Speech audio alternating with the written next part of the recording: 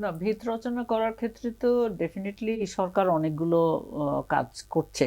আপনি জানেন যে 11টা রিফর্ম কমিশন করেছে, তারপরে সেগুলির থেকে প্রস্তাব আসছে, তারপরে সেগুলি নিয়ে অ্যানালিসিস হচ্ছে, কোনগুলো এখান থেকে নেওয়া যায় ভালো সেগুলি প্রথম নিয়ে কাজ পর্যায়ের হচ্ছে, পরে দ্বিতীয় পর্যায়ে শুরু দ্বিতীয় হয়েছে। পর্যায়ে শুরু হয়েছে ইত্যাদি। সেই প্রসেসগুলো আছে, এটা ভালো। এটা এগুলির থেকে আমরা ধরে নেই যে আমরা কিছু হয়তো আলটিমেটলি পাবো, যেগুলি সবচেয়ে ভালো সেই সংস্কারগুলো, বা যেগুলি ইমিডিয়েটলি করা যায় সেগুলো কিছু হবে। প্রশ্ন যেমন এই এই একটা, অবস্থায় রেখেই আপনাকে করতে হচ্ছে, সেটা হচ্ছে আপনারা শ্বেতপত্র কমিটিতে ছিলেন, জি আপনারা নির্ধারিত সময়ে ডক্টর দেবপ্রিয়র নেতৃত্বে সেই রিপোর্টটি উপস্থাপন করেছেন।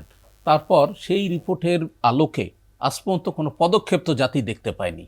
ওয়ালটন আবারও মিলিনিয়ার অফারে ওয়ালটন ফ্রিজ কিনে আপনিও হয়ে যেতে পারেন মিলিয়নিয়ার। তো যারা এত কষ্ট করে আপনারা যে কাজটি করলেন, আপনারা দুজনেই সেই কমিটিতে ছিলেন, তো এটা কি হিমাগারে চলে গেল? যদি এই হয় তাহলে এত ঢাকঢোল পিটিয়ে এই এত বড় একটি বড় কাজ জাতির সামনে আপনারা উপস্থাপন করছেন, মানে আমাদের কিন্তু বেলায় অনেক সময় চলে যাচ্ছে। এটা সত্যি কথা। আপনি মানে ফ্রাস্ট্রেশন হওয়ার যথেষ্ট কারণ আছে, বাট আমরা অত ফ্রাস্ট্রেটেড হতে চাই না, কারণ রিফর্মের জন্য একটু সময় লাগেই, এটা সত্যি কথা। কারণ মানে এই নতুন গভর্নমেন্ট এসেই যে সবগুলি রিফর্ম ইমিডিয়েটলি করে ফেলতে পারবে সেটা না, একটু সময় লাগবে। কিন্তু আপনাদের সেই আর আমাদের শ্বেতপত্র মানে সুপারিশের আলোকে কোনো হ্যাঁ হয়েছে, হয়েছে মানে হওয়ার পথে আছে। যেমন আমি দু একটা এক্সাম্পল আপনাকে দেই। সেটা হচ্ছে যে আপনি প্রথম যে কথাটা বলেছিলেন সেটার ভিত্তিতে, ওই যে ভিত্তির কথা বলছিলেন, সেটার ভিত্তিতে আমি দু একটা কথা একটু বলে নিই। সেটা হচ্ছে যে আপনার একটা national single window, Bangladesh single window, এটার কথাটা কিন্তু আমাদের বাজেটে আছে। এইটার ব্যাপারে কিন্তু গভর্নমেন্ট যথেষ্ট কনসার্ন, এবং আমরা একটা টাইমলাইনও দেখেছিলাম যে এই বছরেই একটা সার্টেন টাইমে সেটা হয়ে যাবে। এখন এখানে আমার মনে হয় আমরা private sector, public sector jointly যদি একটা পাবলিক প্রাইভেট পার্টনারশিপের মাধ্যমে আমাদের যার যতটুকু দায়িত্ব আছে সেখান থেকে যদি আমরা একসাথে হয়ে একটা কোঅর্ডিনেটেড ওয়েতে কাজ করি, এখানে কিন্তু আপনার সরকার অটোমেশনের কথা বলছেন, এখন ডিজিটালাইজেশনের কথা বলছেন, এটা করলে অনেক কিছু সিম্পল হয়ে যাবে। অটোমেশনের ক্ষেত্রে কিন্তু একটা সাপ্লাই ডিমান্ডের একটা বিষয় আছে। আপনি অটোমেটেড সব কিছু করে রাখলেন, কিন্তু প্রাইভেট সেক্টর সেই অটোমেটেড হওয়ার জন্য যে তাদের যে ক্যাপাসিটিটা সহ সেখানে মুভ করার কথা, বা যেইভাবে তার ডেটাবেস বা ইনফরমেশনগুলো দেওয়ার কথা, সেটা যদি ঠিক মতো সেখানে না আসে, তাহলে কিন্তু অটোমেশন ফুললি কাজ করবে না। মানে আমি যেটা বলতে চাই যে পাবলিক প্রাইভেট কোলাবোরেশন এখানে একটা ভীষণভাবে দরকার, এটা একটা। আর সেকেন্ড যে আপনি কথাটা বলেছিলেন, ওই প্রথম কথাটার উত্তরে অনেক কিছু বলা যায়, আমি ওখানে একটু কি বলে পজ দিই। সেকেন্ড যে কথাটা আপনি বলছিলেন যে শ্বেতপত্রের ব্যাপারে, সত্যি সত্যি এটা যথেষ্ট খাটাখাটনি করে এই রিপোর্টটা দেওয়া হয়েছিল, টাইমলি দেওয়া হয়েছিল, যেই সময় বলা হয়েছিল সেই সময় এটা দেওয়া বেশ হয়েছে। কয়েক মাস চলে গেছে। হ্যাঁ, তারপরে যেটা হয়েছে না, কিছু কিছু জিনিস যে হয়নি তা না। যেমন শ্বেতপত্রে আমাদের একটা বড় রেকমেন্ডেশন ছিল এনবিআর এর পলিসি এবং ম্যানেজমেন্ট, মানে রেভিনিউ কালেকশনের পলিসিটা আলাদা করা। সেটা কিন্তু গভর্নমেন্ট করেছিল, এবং সেটার একটা আপনি জানেন যে একটা অর্ডিন্যান্স হয়েও গেছে। কিন্তু তারপরে হয়তো সেটার ক্ষেত্রে আমরা যেটা দেখেছি যে পলিসিটা যেইভাবে করে ইমপ্লিমেন্টেশনের দরকার ছিল, বা যেইভাবে একটু আলোচনা করে করার দরকার ছিল, সেই জিনিসটা কিন্তু সেইভাবে না হওয়ার কারণে হয়তো একটু ডিলেড হবে, বাট এটা হবে। অনেকটা তো হচ্ছে আলোচনাবিহীনই সরকার অর্ডিন্যান্স করে দিয়েছে। সেটা হবে। এবং আমার যেটা মনে হয় এবারে বাজেটে কিন্তু ওইটা রেফারেন্সও আছে, যে এনবিআর এর থেকে যে রেভিনিউ কালেকশন। এখন আপা এই যে বিনিয়োগের যে বিষয়, হ্যাঁ, সেখানে এটা হবে। উচ্চ মূল্যস্ফীতি। আমি আরেকটা এক্সাম্পল দেই যে কিছুই হয়নি, সেটা তো কিছু হওয়ার পথে আর কি। আচ্ছা আচ্ছা, আমরা ধরে নিচ্ছি কিছু হওয়ার পথে।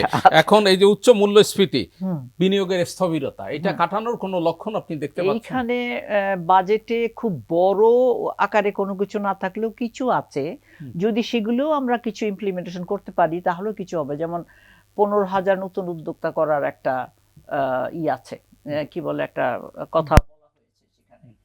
এইটার যদি আমরা কিছুটাও অন্তত করতে পারি, আমাদের জন্য একটা বড় বিষয় হতে পারে। যেখানে সরকারই ব্যাংক থেকে লোন নিয়ে নেবে, সেখানে এই 15,000 উদ্যোক্তা কিভাবে করবে তার কিন্তু একটা ছোট্ট মানে ওখানে কাঠামো ওখানে দেওয়া আছে। আরেকটা যেটা ভালো জিনিস আমার কাছে মনে হয়েছে, সেটা হচ্ছে যে স্টার্টআপ যেটা আপনি যে বিনিয়োগ সম্মেলনের কথা বললেন, এই বিনিয়োগ সম্মেলনে আমি খুব ক্লোজলি ছিলাম এবং আমি স্টার্ট আপদের দেখেছি, আমি সারাদিন ওদের সাথে ছিলাম একদিন। মানে দে আর সো এনথুসিয়াস্টিক এবং এরা কিন্তু যথেষ্ট ইনোভেটিভ, তাদের চিন্তা ভাবনাগুলিও যথেষ্ট চমৎকার। তো সেইখানে 100 কোটি টাকার একটা ফান্ড দেওয়া হয়েছে। আমি মনে করি এইটা যদি ইমপ্লিমেন্টেশন করা যায়, ইন দ্য মিন টাইম বাংলাদেশেও কিন্তু একটা প্রায় 1000 কোটি টাকার মতো বোধহয় একটা ফান্ড আছে অলরেডি। সো এইগুলোকে যদি এই সরকার একটু চিন্তা করে এবং এই স্টার্ট আপদেরকে একটু সামনে নিয়ে আসার জন্য, এবং এখানেও পলিসি রিলেটেড বেশ কিছু জিনিস আছে, এগুলো যদি একটু যত্ন করা হয়, এই দিকগুলোকে একটু টেক কেয়ার করা হয়, আমার মনে হয় এখানে কিন্তু একটা বিনিয়োগের একটা নতুন একটা ধারা হয়তো আসতে পারে। এটা একটা।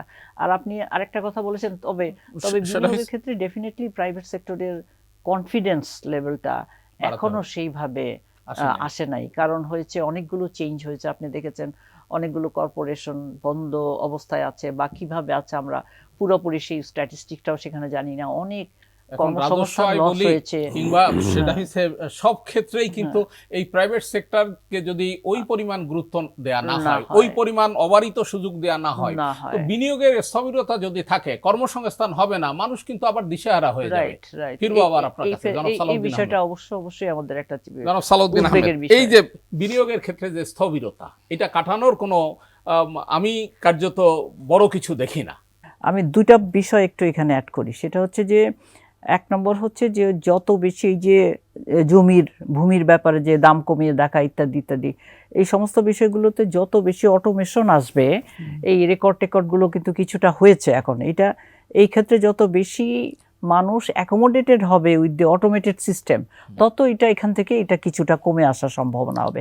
আরেকটা জিনিস বাজেটে কিন্তু আছে, ছোট্ট একটা সুযোগ কিন্তু আছে বাজেটে। সেখানে একটা বিষয়, কারণ আমাদের দেশে কিন্তু বাংলাদেশে আমরা ব্যাংকিং সাথে জড়িত সংখ্যা পার্সেন্টেজ আমাদের খুব আশেপাশের দেশগুলো থেকে অনেক কম, কত 40% বা সামথিং এরকম একটা। এই ক্ষেত্রে কিন্তু সরকারের ওই আপনার কর্পোরেট ট্যাক্সের ক্ষেত্রে একটা 2.5% একটা বেনিফিট দেওয়া আছে, কিন্তু যারা ব্যাংকিং চ্যানেল ব্যবহার করে এটা করবে তাদেরকে 2.5% এইটাকে যদি একটু কাজে লাগানো যায়, তাহলে কিন্তু গ্র্যাজুয়ালি এই জিনিসগুলো ইনস্টিটিউশনাল বা ইনস্টিটিউশনাইজড হয়ে যেতে পারে। এইগুলো কিন্তু কাজে লাগতে পারে হয়তো আলটিমেটলি, বাট একটু সময় হতে লাগবে। বেসরকারি বিনিয়োগের পয়েন্ট অফ ভিউ থেকে একেবারে কথাটা উনি যে খুব যৌক্তিক বলেছে, সেটা সত্যি আমি অগ্রহণযোগ্য শব্দটা বলা যায়, পুরোপুরি সম্মতি দিতে পারি না। আসলে এই সময়টা অনেক বেশি হয়েছে। তবে সরকার একটা কাজ কিন্তু করেছে, 2টা শনিবার কিন্তু কাজ করিয়ে নিয়েছে। সো ইন দ্যাট কনটেক্সট ছুটিটা কিন্তু 10 দিন না, আসলে ছুটি হচ্ছে 8 দিন, আর মাঝখানে তো ছুটির দিন পড়ে গেছে। একটু আগে আপনি বলছিলেন অনেক আলোচনায় যে আমাদের এমনিতেই তো ছুটি অনেক বেশি। তবে এইখানে যেটা হয়েছে সেটা হচ্ছে যে আমাদের উইকলি হলিডেজ, তারপরে অন্যান্য ফেস্টিভ্যাল হলিডেজ অন্যান্য দেশের থেকে তুলনামূলকভাবে বেশি। আমি ছোট্ট একটা চিন্তা করেছিলাম অনেক আগে স্কুল ছুটির ব্যাপারে। আমি দেখেছিলাম আমরা কিন্তু স্কুল টিচারদের মানে কি বলে পুরো বছরের বেতন দেই, কিন্তু আমাদের বাচ্চারা 120 কি 25 দিন স্কুলে যেতে পারে, তাদের এত ছুটি থাকে তাদের। এটা কিন্তু আমি মনে করি যে টু সাম এক্সটেন্ট এটা কিন্তু প্যারেন্টসদের উপর একটা বার্ডেন। তো সেই ক্ষেত্রে এই যে এত লম্বা একটা ছুটি, ডেফিনেটলি এটার একটা ভালো ইম্প্যাক্ট পড়বে। আর বাজেটের প্রসঙ্গেই বলি, বাজেট নিয়ে অনেক আলোচনা, অনেক অ্যানালিসিস হতে পারতো।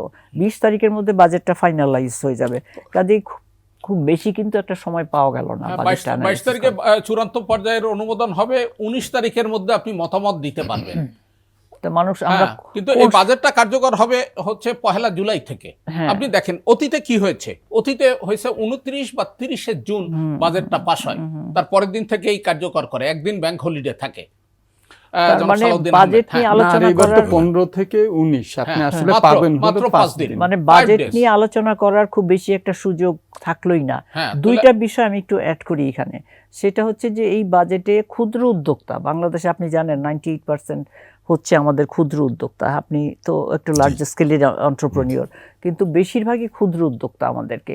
এই ক্ষুদ্র উদ্যোক্তাদের জন্য কিন্তু এই বাজেটে আমি তেমন বেশি কিছু দেখি নাই, যদিও 15,000 নতুন এন্টারপ্রেনিউর তৈরি হবে, সেটা তো অনেক সময়ের ব্যাপার, সুযোগের দরকার ইত্যাদি।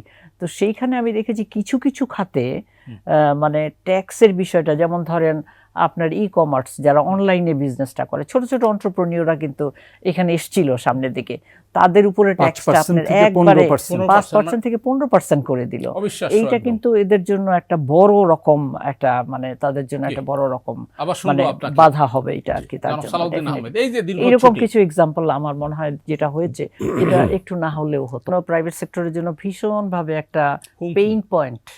হ্যাঁ, এবং এইটা এইবার দেখলাম মিনিমাম ট্যাক্সের যে বিষয়টা ছিল যে irrespective of loss and profit আপনাকে ট্যাক্স দিতেই হবে, তো সেইটার মাত্রাটা এবার বরং বাড়ানো হয়েছে, জি। আরো 40টা মানে ধারাকে বিষয়টাকে এটার মধ্যে ইনক্লুড করা হয়েছে। তবে একটা জিনিস এখানে আবার একটা অ্যাড করা হয়েছে, সেটা হচ্ছে বলা হয়েছে যে বছর শেষে যদি দেখা যায় যে তার এটা কোনোটা একটু বেশি দেওয়া হয়েছে তাহলে সেটা অ্যাডজাস্ট করতে পারবে।